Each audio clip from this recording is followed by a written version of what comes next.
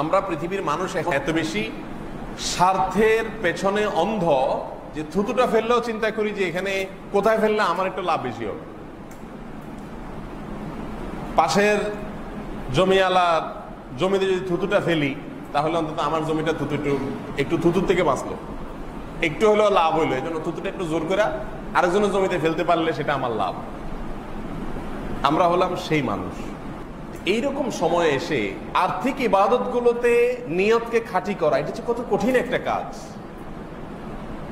এটার জন্য স্ট্রাগল করতে হয়, এটার জন্য নিজের সঙ্গে নিজে যুদ্ধ করতে হয়। যেমন দান একটা আর্থিক ইবাদত। দানের ক্ষেত্রে দেখবেন যে মানুষ শোনাতে দেখাতে পছন্দ করে, এটা মানুষের নেচার। আমি অমুক জামাত দিছি মাদ্রাসার জন্য, আমি এতগুলো মসজিদ করছি আলহামদুলিল্লাহ। বলার আবার স্টাইল আছে, এগুলো বলতে আবার মানে এত সুন্দর করে বলা হয়। এই বলার স্টাইল দ্বারা বোঝানো হয় যে আমার নিয়তের মধ্যে কোনো ভেজাল নাই ভাই, আমি আপনাকে শুনাইতে চাই নাই, কথার কথা বললাম আর কি, ঠিক না? যেমন একটা এক্সাম্পল এভাবে বলে যে ভাই আল্লাহ করাইছে, আমি আসলে আর কি করবো, আল্লাহ করাইছে আমার দিয়ে 5টা মসজিদ, ভাই আল্লাহ করাইছে ভাই, আমার কিছু না ভাই। বুঝতে পারছেন? কোরবানিটা আসলে আমাদেরকে আল্লাহর সন্তুষ্টির জন্য নিজের সকল সুখ ত্যাগ করার শিক্ষাটা কোরবানি দেয়। এখন আজকাল মুশকিল হলো কোরবানির গোশত আমাদের বাসায় উঠে আমরা খাই, ঠিকই আছে, কোরবানির আসল যে শিক্ষা সেটা আমাদের ভিতরে একটুও আসে। কোরবানি মানেই হলো ত্যাগ। কোরবানির শব্দের অর্থটাই কি?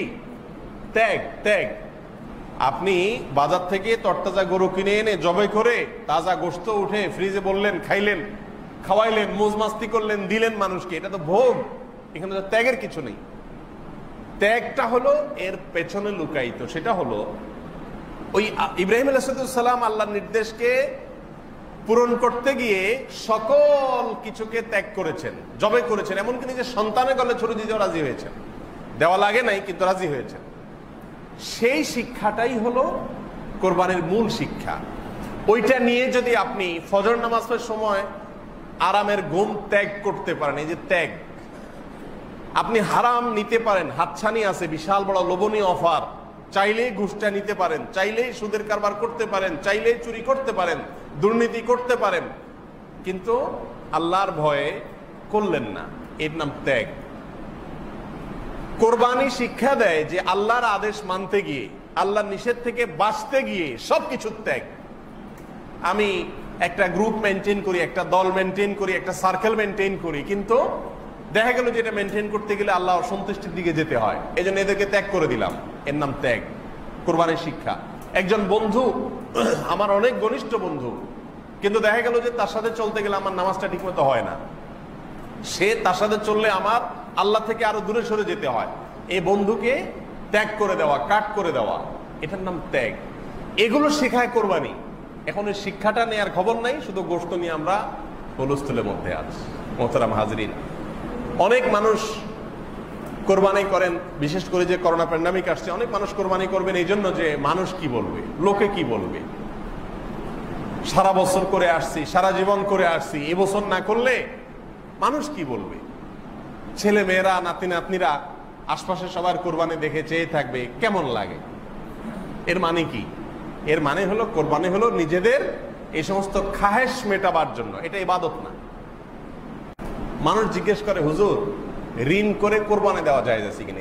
কত শত মানুষ যে এই প্রশ্ন করে, হুজুর ঋণ করে কোরবানি করা জায়েজ আছে কিনা? কারণ কোরবানি তো করতেই হবে, আবার ভাগে দেওয়া যাবে না। বাড়িওয়ালা মানুষ, একটা ব্যাপার স্যাপার আছে না, ভাগে কোরবানি দিলে মানুষ থাকে নাকি? ছাগল দিব, হায় হায়, তাহলে তো শেষ। ছাগল দিলে তো আর এলাকা থাকার কোনো যুক্তি নেই, নিজেই ছাগল হয়ে গেলাম। ছাগল কোরবানি দেওয়ার জিনিস হলো, এই জন্য গরু দেওয়া লাগে, প্রয়োজনে লোন করা লাগে। আমি বলি লোন করে কোরবানি দেওয়া জায়েজ আছে যদি আপনি লোন পরিশোধের ব্যবস্থা থাকে।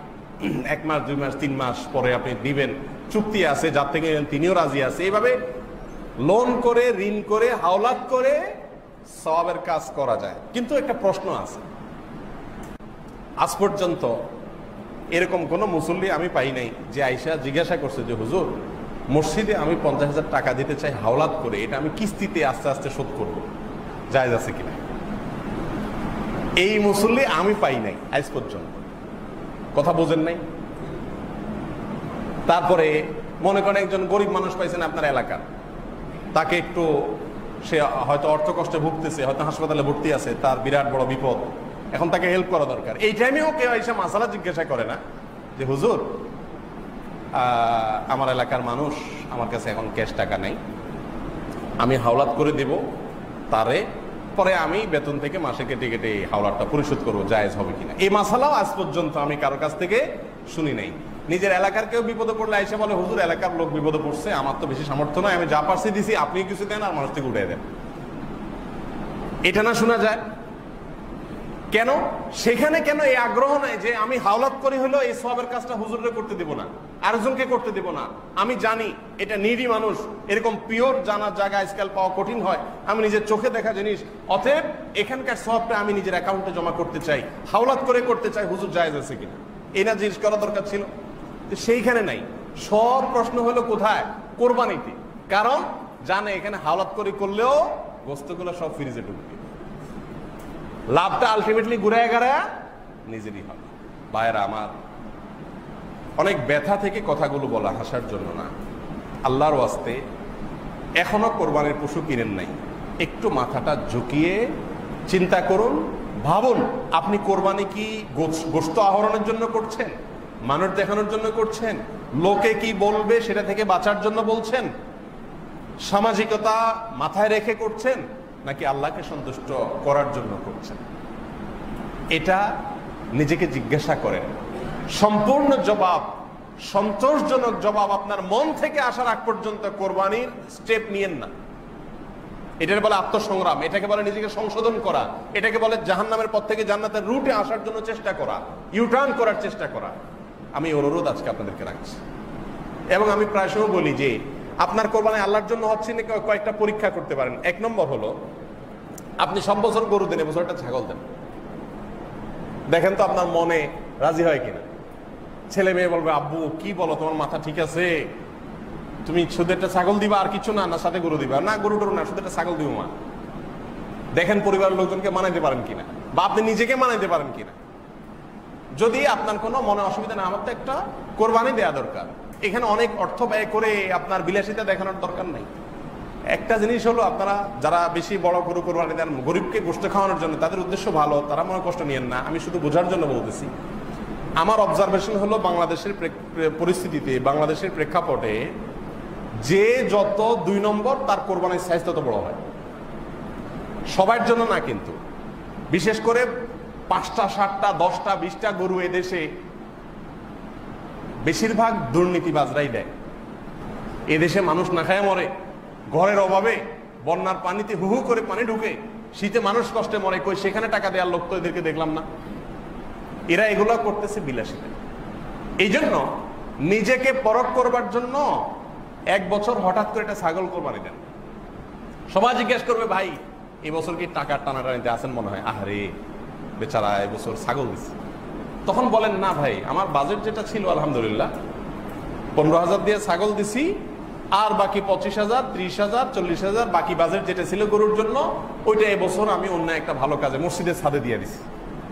আমার কোরবানিটা তো হয়ে গেল আলহামদুলিল্লাহ। কোরবানির জন্য তো বড় কোনো সাইজ হওয়া জরুরি। রাসূল করিম সাল্লাল্লাহু আলাইহি সাল্লাম কি দিয়ে কোরবানি দিয়েছেন আপনারা জানেন তো? গরু না উট? তিনি কোরবানি দিয়েছেন দুম্বা, ছাগল, ভেড়া, এগুলা, এই ছোট ক্যাটাগরি।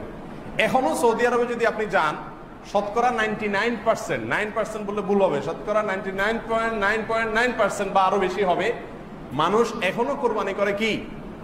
ছাগল বা দুম্বা। এই যে কোরবানির একটা বাহার, গরু, বিশাল বড় গরু, জোড়া গরু, জাম্বু গরু, ট্রাম গরু, এখন তো শুরু হয়েছে নতুন করে ওট, যে কে ওট দিতে পারে। ভাইরা আমার, নিজেকে সংশোধন করার উদ্দেশ্যে একটা বছর বা মাঝে মধ্যে একটু স্ট্রাগল করেন যে ঠিক আছে আমি দেখি আমার আল্লাহর জন্য হচ্ছে কিনা, আমি দেখি একটা ছাগল দিই মন মানে কিনা, সাইজটা আমার কাছে ফ্যাক্ট কিনা। এটা একটা। আরেকটা হলো, এটা আরো কঠিন, সেটা হলো অ্যাসিড টেস্ট। এটা 1 বছর আপনি একটা কোরবানির পশু, সবসময় এটা করা জরুরি না, নিজের হাতে কোরবানি করা সুন্নাত।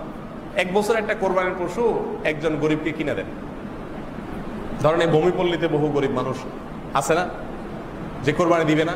আপনি একটা গরু কিনে গরিবরে ডাইকা ওরে বাজারে নিয়া গরুটা কিনা ওর হাতে দিয়া বলেন এটা তুমি জবাই করে গোশতটা খেয়ে নিও, আর পারলে একটু গোশত 2-4-5 কেজি আমার বাসায় পাঠাই দিও, গোপনে, কেউ যেন না জানে। এই কাজটা অ্যাসিড টেস্টের মতো কাজ না? টাকা দিয়া বাজারে যায় গরুটা কিনে দিয়া, গরু তার হাতে বুঝাই দিয়ে আপনি নাই হয়ে গেলেন। বাজারে আসতে আসতে মানুষ তারা জিগাইলো, ভাই গরু কত, মাশাআল্লাহ আজকে এবার এত বড় গরু কোরবানি দিতেছেন, দিনকাল ভালো যাচ্ছে মনে হয়। সে তো মিটমিট করে হাসলো আর বাবা নিল, সব কার অ্যাকাউন্টে জমা হলো? কার অ্যাকাউন্টে জমা হলো? আপনার অ্যাকাউন্টে জমা হলো না? আমি কি বুঝাইতে পারছি বিষয়টা? এইভাবে মাঝে মধ্যে, আমি বলতেছি না প্রতি বছর করেন, মাঝে মধ্যে এরকম করেন, এলাকার সবাই জানবে যে আপনি কোরবানি করেন নাই, আরে একটু একটু করে গোশত পাঠাবে আপনার যে বাসায়, আরে ভাই এবার গোশত কোরবানি করেন, মনে হয় টাকা পয়সার টানাটানি আছে, আপনি মিটমিট করে হাসলেন, তাদেরকে কিছু বললেন না, কিন্তু আল্লাহ জানে আপনার কোরবানিটা হয়ে গেছে, সব অ্যাকাউন্টে জমা হয়ে গেছে, গোশতটা কে খাচ্ছে? আরেকজনে খাচ্ছে, আর ক্রেডিট বাহবা যা আছে সব নেওয়ার সেই গরিব মানুষ নিচ্ছে, আর সব টাকার অ্যাকাউন্টে জমা হচ্ছে আপনার অ্যাকাউন্টে। বুঝেন নাই পলিসিটা? জীবনে 1-2 বার এরকম করেন, দেখবেন ওই নফস, আমাদের নফস যেটা তেড়া প্রবৃত্তি, এটা শুধু কেল বাঁকাউতি করতে চায়, ওটা দেখবেন যে একদম হুল ভেঙে দেওয়া হবে, একদম সাইজ হয়ে যাবে। এটাকে বলে আত্মশাসন। আত্মশাসন, নিজেকে সংশোধন করা, নিজেকে সাইজ করা, নফস বা প্রবৃত্তিকে নিয়ন্ত্রণ করা, এটা চেষ্টা করা। এক কথায়, আপনি কোরবানি করার আগে আল্লাহর জন্য করছেন কিনা সেটা এনশিওর হন। যদি আল্লাহর জন্য না হয়, গোশতের জন্য হয়, তাহলে এটা লস প্রজেক্ট। কোরবানির সময় গরুর গোশতের কেজি প্রতি কত পড়ে? 800-900 টাকা পড়ে না? বাজারে গরুর গোশত কিনতে গেলে কত? 550-600 টাকা ভালো ভালো গোশত পাওয়া যাবে। আল্লাহ তাআলা আমাকে, আপনাকে, আমাদের সবাইকে শুধুমাত্র এবং শুধুমাত্র আল্লাহকে সন্তুষ্ট করার জন্য কোরবানি করার তৌফিক দান করুন। এবং কোরবানির যে আসল উদ্দেশ্য, ত্যাগ, আল্লাহর আদেশ মানার জন্য যত রকমের ত্যাগের প্রয়োজন হয় সব ধরনের ত্যাগ করতে প্রস্তুত থাকা, এটা অনেক বড় চ্যালেঞ্জিং ব্যাপার, বড় চ্যালেঞ্জিং ব্যাপার। আল্লাহ তাআলা সেই ত্যাগ করার ঈমানী শক্তি, তাকওয়ার চেতনার শক্তি আমাকে, আপনাকে, আমাদের সবাইকে দান করুন।